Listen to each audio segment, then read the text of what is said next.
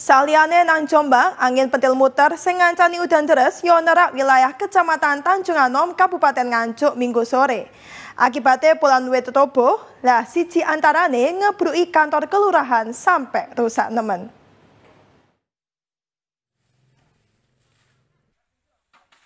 Angin pentil muter mbarek udan deres sing nerak wilayah Nganjuk ngrobohno puluhan wit-witan. Siji antarane wit pelem sing roboh ngebruki kantor Kelurahan Warujayeng, Kecamatan Tanjung Anom.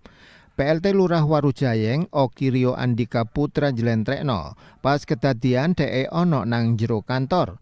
Ketepaan nang kantor kelurahan iki ana acara mbok-mbok ndewor kader PKK.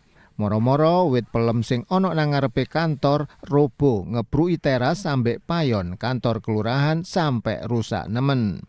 Untunge kedadian iku gak sampai mangan korban. Saliyane nang Kelurahan Warujayeng, angin gebes iku ya ngrobohno cagak wifi sing ana nang Desa Sidoharjo, Kecamatan Tanjung Anom.